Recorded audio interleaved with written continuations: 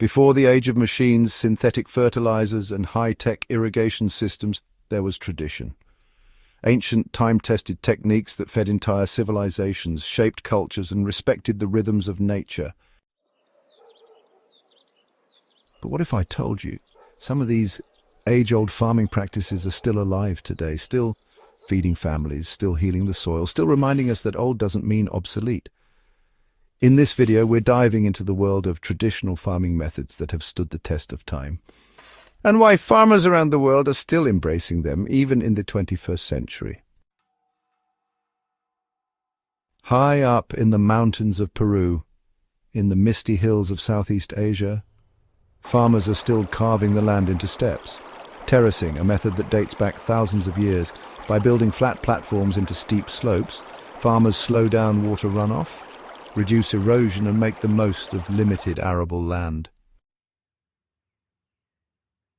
What's amazing, this isn't just for tradition's sake. In countries like the Philippines, rice is still grown this way, not because they have to, but because it works, and it does something modern machinery struggles with. It respects the land. Before chemical fertilizers, farmers had to find ways to naturally maintain soil fertility. Enter crop rotation, the practice of growing different crops in a planned sequence across seasons. Imagine this. One year, a farmer plants corn, the next year, beans, then maybe barley. Each crop nourishes or challenges the soil differently. Beans, for example, return nitrogen to the soil. It's a strategy as old as Roman agriculture, and it's still used by organic and regenerative farmers today. In Kenya, India, and even parts of the US, farmers practice intercropping, planting two or more crops together that support one another. It's like a symphony. Maize grows tall and provides shade. Beans climb the maize stalks, and root crops like squash cover the ground, preventing weeds. This ancient technique boosts productivity and protects the soil without a single drop of pesticide. No AI, no automation, just wisdom passed down through generations. In the arid regions of Burkina Faso and Mali, where rainfall is scarce and droughts are common, farmers dig small holes called zai pits. Each pit is filled with organic waste and seeds. When the rains come, the pits capture moisture and nutrients, transforming barren land into productive farmland. This technique revived thousands of acres of degraded land and is now a symbol of African resilience. It proves that even the harshest landscapes can be tamed with traditional knowledge. While the word permaculture is modern, the ideas behind it are ancient. Indigenous communities around the world have long practiced permanent agriculture, designing farms that mimic natural ecosystems.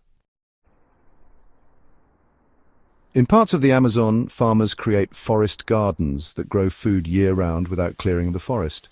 In India, traditional home gardens, or kitchen forests, provide vegetables, herbs, and fruits in a compact space. These systems are diverse, resilient, and require little outside input. Nature does the heavy lifting. Modern farms often separate animals from crops, but traditional farmers knew better. Integrated farming, raising animals and growing crops together, is still widely used in places like Vietnam, Nepal, and rural Europe. Ducks are released into rice paddies to eat pests and fertilize the water. Cows graze on crop leftovers and provide manure. It's a circular system where nothing goes to waste, and everything has a purpose. Long before synthetic fertilizers, farmers used what they had: natural composting, leaves, animal manure, kitchen scraps, all returned to the earth to nourish the next cycle.